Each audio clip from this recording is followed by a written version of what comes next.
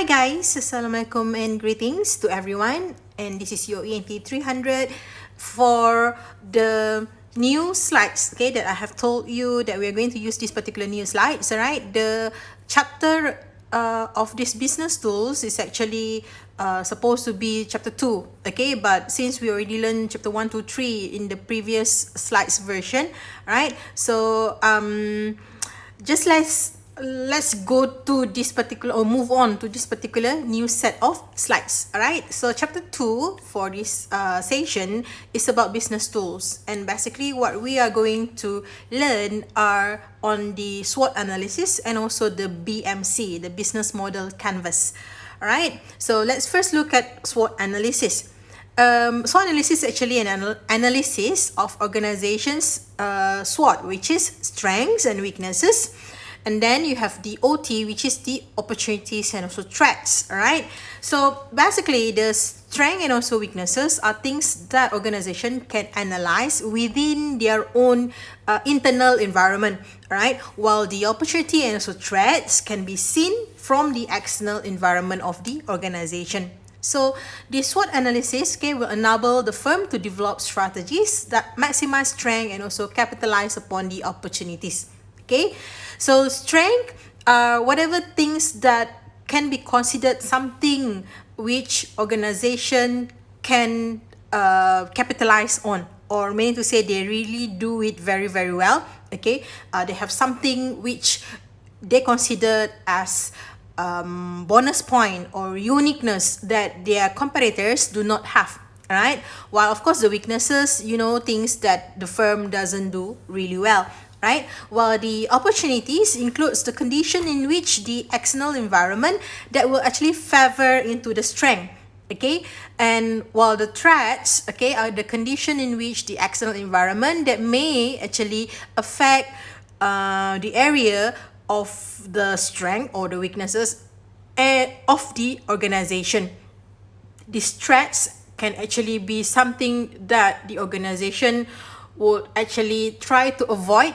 Okay, or if there is such threats, then the organization really needs to come up with a strategy on how to actually overcome the threats. Okay, so like I told you just now, internal environment, okay, which we can look into the strength and also weaknesses of the organization. These are actually the controllable elements inside the firm that influence how well the firm will operate. Okay, so any example of the internal environment within the organization itself could include the organization's employees, the organization resources that they currently have, right? The technology that they do have, and then the investor inside the organization, right? So those are actually internal environment. And of course, the products and also services itself can be considered as the internal environment of the organization. While the external environment are things that are outside the firm that may affect it either positively or negatively. So when you talk about something that is positive, you consider it as an opportunity.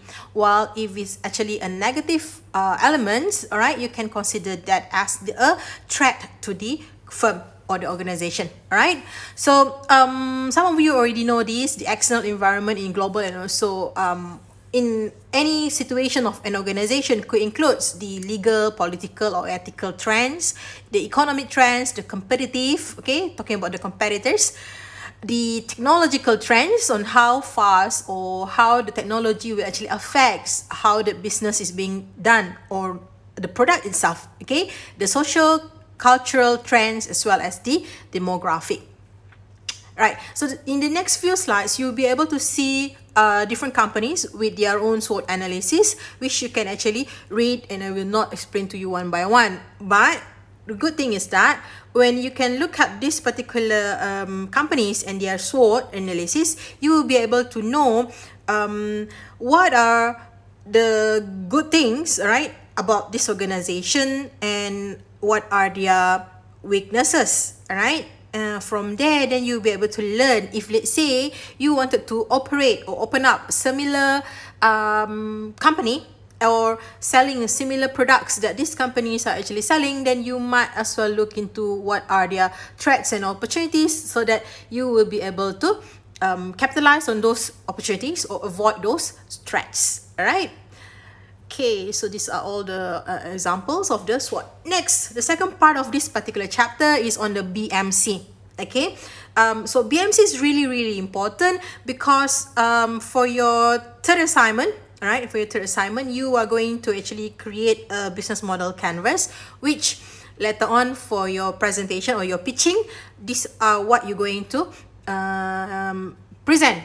All right, so what is actually a business model canvas? It is actually an illustration of the structure of a business plan, okay, which contain 9 blocks that are divided into 4 elements, which is on what, or who, how, and also how much.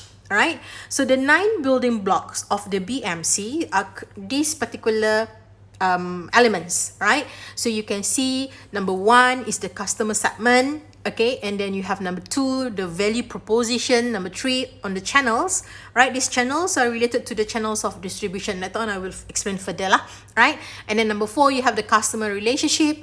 Number 5, on the revenue stream.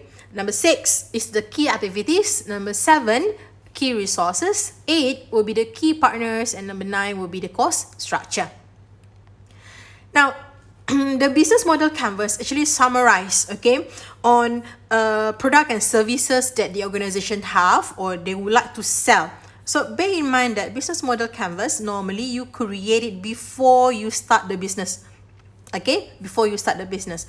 So but not necessarily you have this business model canvas whenever you want to open up a new company. It can also be when you would like to sell a new product within the organization itself. Let's say you already operate the business, but then next year, for example, you think that you wanted to offer something new from whatever that you already have now. Okay, so you can also create that business model canvas for that particular product, okay, or even a location, right? So the business model canvas will show what are the product and services that you would like to offer by creating those products. Of course, before you create the product, you already know who are your customers. Okay, the organization should know first who will actually benefit from this particular product or who will actually buy the product. Okay, so and also on top of that, you will also should know that what are the needs and wants that these particular products will give to the to the customer, in which how can that particular product satisfy a customer needs or solve customers' problem. All right, so the organization will create the product, okay, and deliver it to the customer through some channel. Okay, you're going to sell it somewhere, right? And then the customer will, of course, you will show that how the customer will actually pay for that particular product and what will be the return, all right, in terms of the revenue that the organization will be able to capture, of course, in terms of the money from selling of the product. All right, so let's first look at the customer segment. A business model canvas started when you already have in mind that these are people that going to buy the product that you are selling. Okay, as you know, customers are actually comprise the heart of any business model. Okay, without customer, company cannot survive because customers are the one that brings profit to the organization. Okay, so it is important to group into distinct segment with common needs, common behaviors, or other attributes. All right, so the company need to make a conscious decision about which segment to serve and which segment to ignore, because you can't say that you want to sell the product to everybody. Okay, because not everyone will need that particular product. So you can look into the segmentation approaches, right? So there are 4 segmentation approaches that you can use, or you can actually make a combination of these segmentation approaches, right? So you have from the geographical. Perhaps you may want to look into the geographical area first, okay? Which continent, which country, which area, all right? That includes which city that you want to actually introduce the product first. And then you may want to look also in terms of the demographic of this particular group of people. All right, when you talk about market is not a place, yeah. Market here, we're talking about people. Market is actually defined as potential customers, okay, group of people that will actually have the needs to purchase the product. So, in terms of their demographic, you may want to look into of who at which age, okay, or which gender they will actually purchase your product, right? If you're talking about selling mascara, for example, okay, for mascara, I don't think so far, right, any cosmetics businesses or cosmetic organization actually targeted the mascara to guys, all right? So they have this gender segmentation which are targeting towards the woman, okay, or female customers, okay, in terms of gender. Then you may look in terms of age. Will the product that you sell can be consumed at all ages, all right? And then when you look in terms of the price that you want to sell the product, perhaps you may want to look in terms of whether the customer have that income, okay, or money to actually purchase the product with that particular price. So you may want to narrow at which income level, all right? Of course, income and occupation is very much related, right? Same goes to the education. And then it can be also in terms of religion. Okay, religion. Let's say we're talking about, Siti Khatijah. Siti Khatijah is actually a company that sells this prayers attire for women. Okay, in BM is actually telekong. Alright, telekong, the one that women will actually wear to perform the prayers, to pray. So for the religion and also race, perhaps the Siti Khatijah have that specific religion, which is Muslim, all right? And in terms of nationality, it can be, if let's say you're talking about globally, then you may want to look in terms of nationality. If you're just talking about selling all those products to Malaysian, so you may not actually look into the nationality of the market. Okay, next one is talking about the segmentation of psychographic. All right, in this psychographic, you may want to look in terms of the lifestyle, social class. Perhaps it can include the AIOs. Okay, AIOs are actually the activity, interest, and also opinion of the market or this potential customer.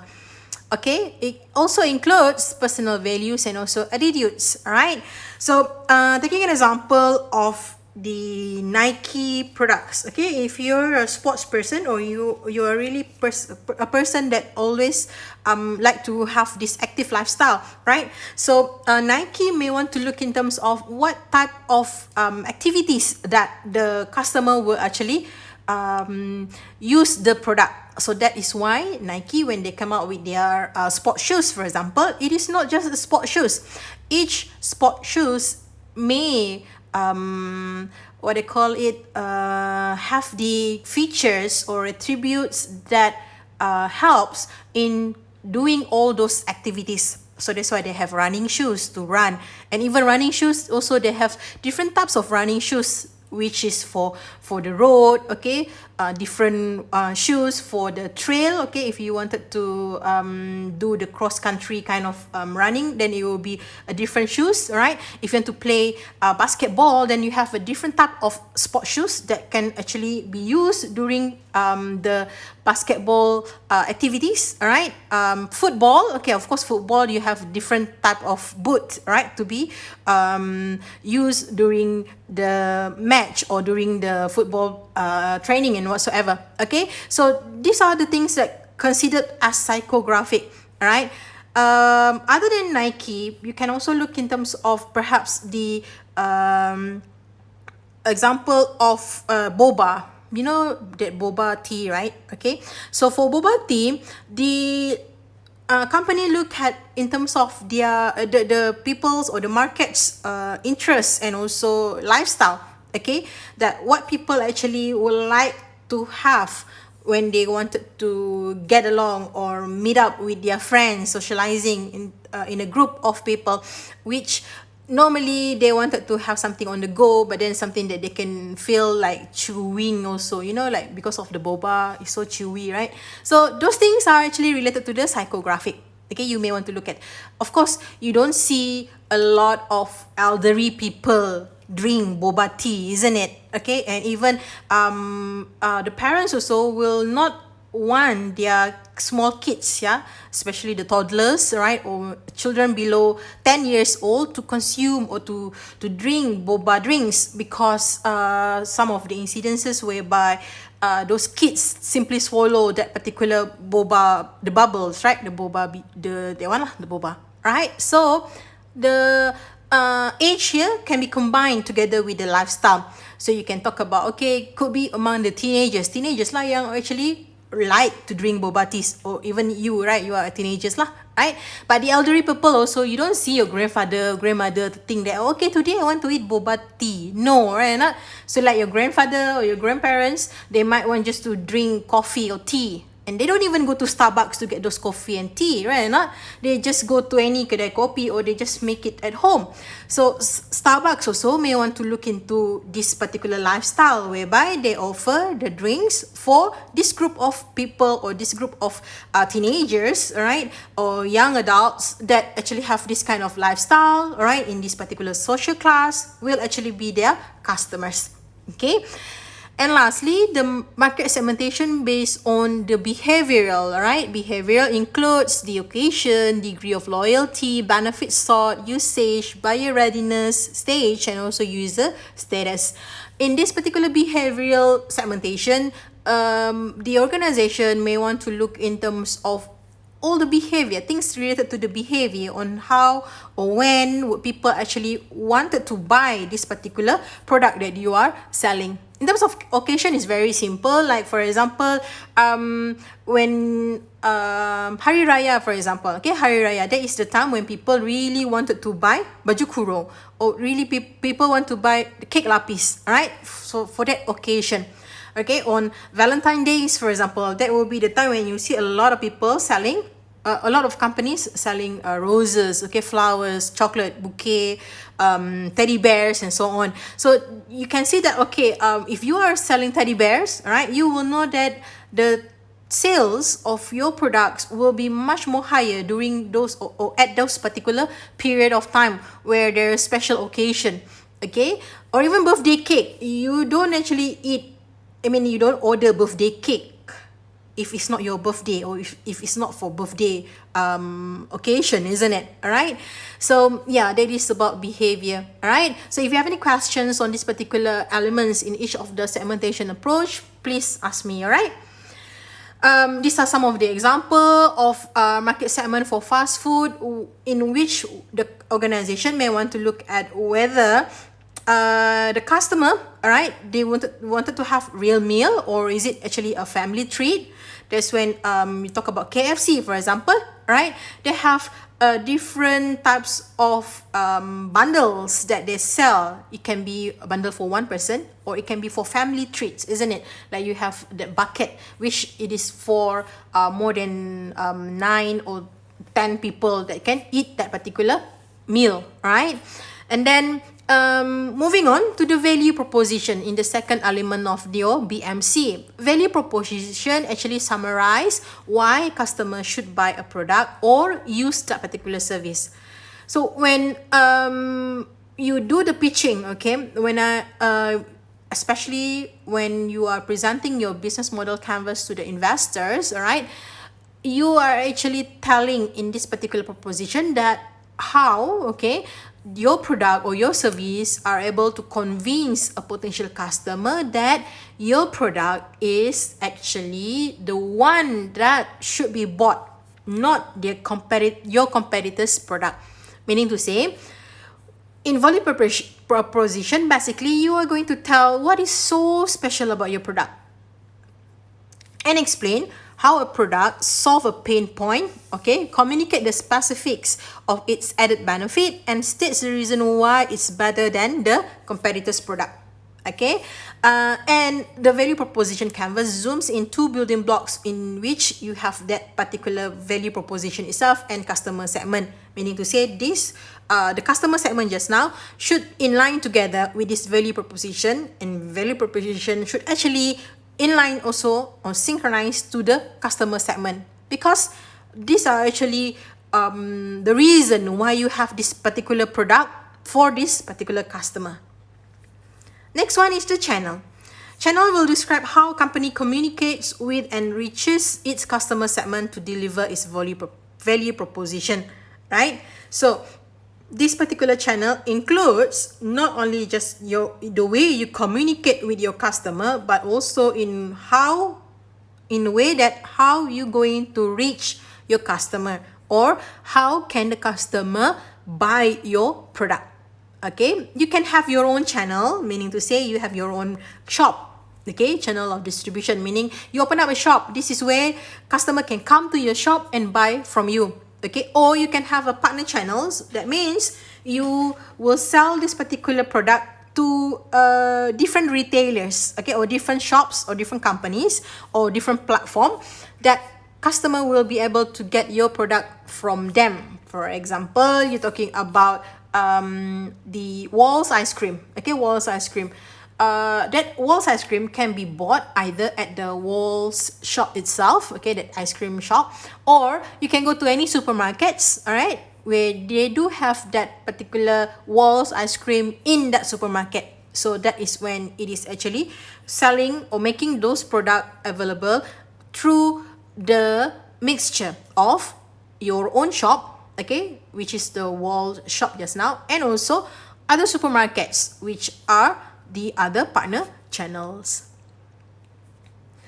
So yeah, in today's businesses, right, people are using multiple channels of distribution. Okay, you cannot afford to only have one way of selling your product. Okay, so especially with the rising of the mobile apps, the social media, right, so you can also sell your products through those channels. And of course you have your websites, okay, and then your own shops, and on top of that, okay, you may do some partnership as well, like you wanted to distribute your product in Shopee or Lazada. Okay, so you may want to do those partnership with all other online platform. Next one is the customer relationship. Okay, in this customer relationship blocks, it details the nature of the relationship that an organization will develop with its various segments. Okay, and it is driven by customer acquisition, customer retention, and boosting sales, which is to keep and grow your customer relationship. Now, as you know, when you are having a relationship with someone, right, you are going to constantly taking care of each other, and most importantly, communicating to each other. Right, so you can't afford to actually talk, or you can't afford to get the customer to come to your shop every day. However, that is when you may want to create a strategy which will make sure customer will always come to you. All right, customer will always buy from you, and they will always buy more and loyal to you. So that is when in customer relationship you may want to come up with either a member card, okay, or many other organization, when they do not want to come up with this customer relationship program, like a membership cards or loyalty cards, they come up with the collecting stamps kind of thing, whereby if customer come to your shop, then they get, whenever they buy things, then they get the reward of one stamp, for example. Okay, so if you go to Sing Fu Tang, for example, so you can get that particular card where they stamp on that particular card if you buy one drink. Okay, so when it comes to the 10th time you buy the drink, they give you the 10th stamp, and you can get one stamp free. Okay, so that is one way of doing this customer relationship. All right,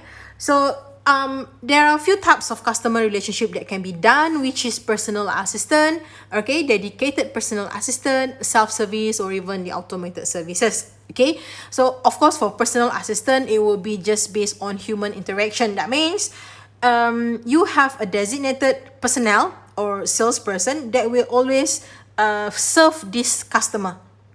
Okay, not all businesses will actually make use of this. Okay, for the banks, for example, yes, they do have this, because each personnel may need to what they call it, handle a case of a customer. Okay, so that means every time that particular customer come to the bank, this particular same bank personnel, okay, the banker will actually handle this customer, because that is his or her client. Right? And then when you have the dedicated personal assistant, that means you have, let's say, some key account managers that will maintain personal relationship with some important customer. This is typically related to the business customers lah, right? Next, you have the self-service, meaning you maintain no direct relationship with the customers because your shop, the what they call it, concept of your particular shop is totally self-service. So of course, you cannot say that you wanted to have any direct relationship, but it can also be using some apps. Okay, so now because of the technology, okay, you can actually make use of the mobile apps to maintain relationship with the customer without having anybody or any personnel to actually deal with the customer directly.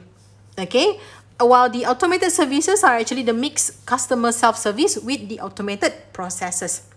This is a combination lah, right? Next, the fifth block, which is the revenue stream. In this revenue stream, of course, the word revenue stream itself, it shows how the money comes into the organization, or how do you get money to go into your organization. So it identifies how business makes money and represent the cash of company generates from each customer segment. Okay, and some of the example of the source of revenue stream includes the sales itself. Okay, or you can actually look in terms of selling of the product, which is the usage fees. Okay, if any subscription annual or monthly fees, for example, membership in a gymnasium. Okay, so to actually become a member, you need to pay annual fee. So on top of the annual fee charges, you will also have the charges for monthly payment. So there are two revenue stream here, the annual fees and also the monthly fees, right? So if there's other types of fees that you charge to your customer, so those are actually considered as the sources of your revenue stream, source of income. All right, and look at the cost. Okay, you may also want to look at the competition and also the value to the customer, because you don't simply want to charge everything to your customer. Customer may not be happy if there are so many charges, right? Not okay. So be careful when you say that, okay, we want to charge this on top of this, on this one, on that one, and many things that you wanted to get from your customer. Then customer might not be happy and they will go to other places. Okay, so these are some of the example. All right, next, in the Apple revenue stream, you'll be able to see on what are the products that they can sell, that they can actually generate income. All right, like when you see the iTunes contents here, okay, the iTunes contents, it is actually a subscription. Of course, when you buy iPhone, right, it will be one-time payment.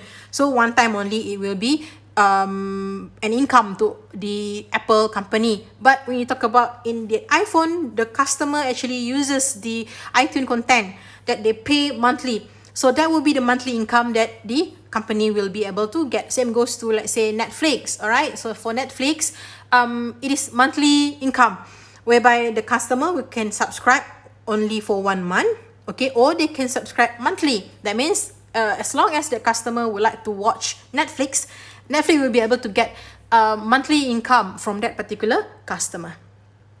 Number 6 is the key activities. All right, so in these key activities, it illustrates, or it shows the tasks a company must carry out in order to fulfill its business purposes. Right? Of course, it describes the most important things a company must do, which is it includes selling. All right. The production itself is also important, because if you don't produce anything, you will not be able to sell anything, right? So it also includes, if let's say the company do R&D stands for research and development, right? Doing some marketing, doing customer servicing, all right? And of course, delivering services, all right?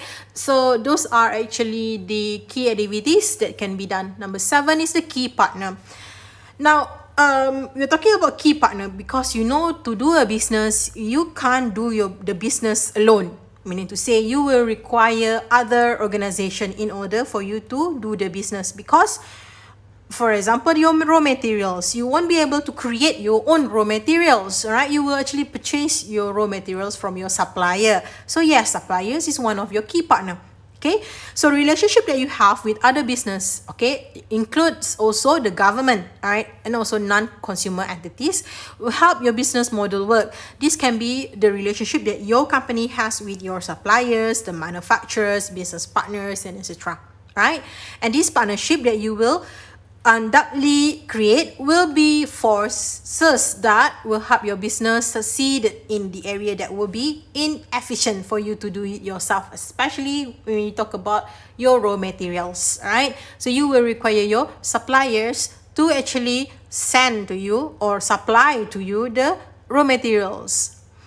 So there are many types of partners here. It can be from the strategic alliances between non-competitors, okay, the competition, okay, it's competition, not co-opetition, yeah, it's competition actually. All right, next you have the joint ventures to develop the new business, right, or even the of course the buyer supplier relationship. Number 4 is really what they call it, common. All right, so why do you want to have all this partnership with these people, with this organization? Okay, so it is important that you have what they call it, not to say loyal supplier, but you may have create a relationship in a way that that particular organization will always comes handy, will always be on your side, will always help you to do your business. Okay, so some of the reason because is some of the reason includes for optimization of your operation and also having the economy of scale. Right, you form this partnership with your supplier especially to reduce the cost and also often involve outsourcing or sharing the infrastructure. Okay, it also can be because you want to have some reduction of risk and uncertainty. Okay, so that is why you wanted to make sure that if, let's say, your business is in trouble, then you can easily get them to help you. All right, and some of it also include the acquisition of particular resources and activities, okay, like mobile phone manufacturer may license an operating system for their handsets rather than developing one in-house. That is what many smartphones are doing, which they partner with Android. Okay, so that's why not all handphones are actually having their own operating system, unlike like Huawei, for example. Huawei, yes, they have their own Huawei processor, I think, and then iPhone, they have their own iOS, right? And while other smartphones available may use Android, okay, that meaning to say they actually acquire and have a partnership with Google that produce Android to actually help in developing their website phone processing, how do you operating processor. All right, so yeah, the canvas 9 elements, okay, includes this one. Well, hold on, where is that one?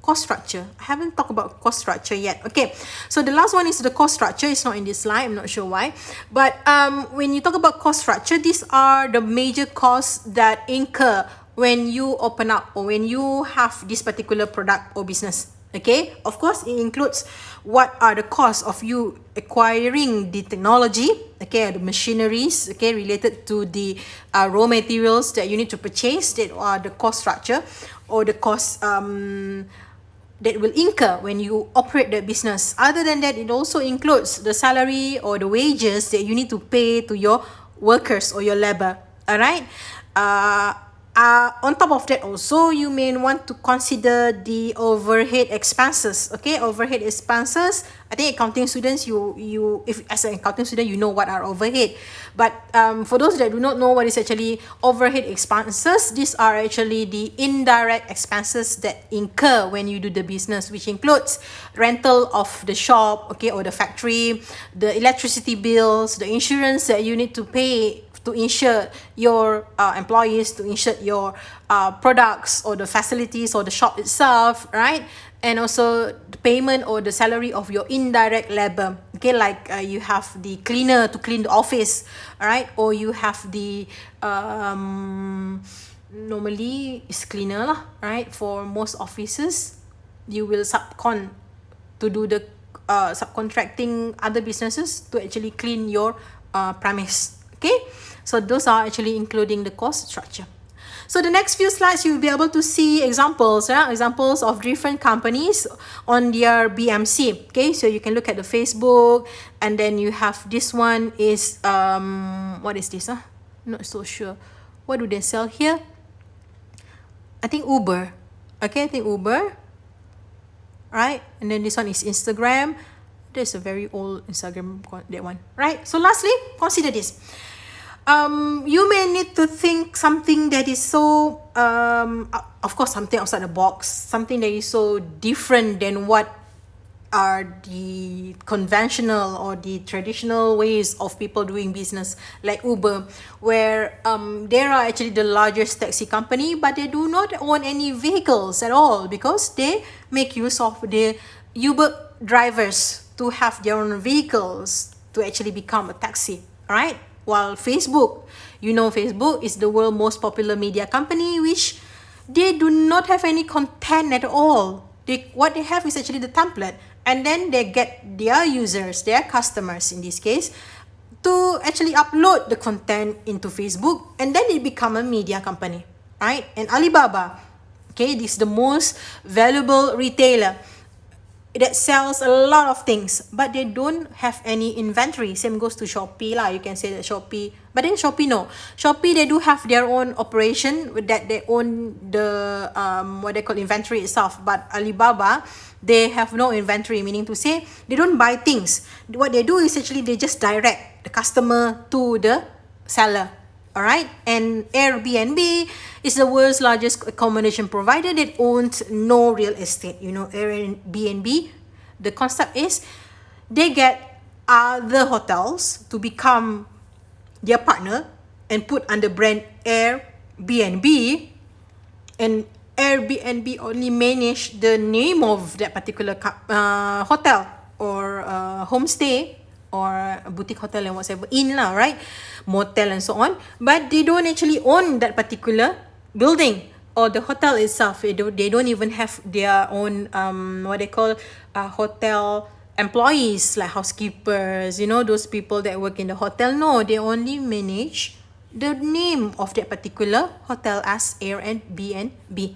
Okay, so not necessarily when you wanted to open up a company, you must have your own resources. Okay, what you can do actually, you create a platform that actually will make like what happened to Uber. Okay, you don't have to buy vehicles, so many cars, like taxi drivers. Last time, a company, they wanted to open up a taxi company, they are required to buy a lot of cars that will be painted as a taxi, right? But now, because of the concept has changed, rather than having your own vehicles, okay, your own assets, then you have to do a lot more maintenance and also management of this particular assets. But if you actually get your partners, okay, the key partners here, to become the one, like drivers who own car, that will actually deliver the same service here, your value proposition, all right, then it will be an easy way of actually doing the business. All right, so with that, we finish this particular chapter. I hope you are able to understand especially the BMC, okay, because that is what you're going to do for your assignment later on. And of course, if you have any questions, do ask me in our Telegram chat. All right, thank you guys.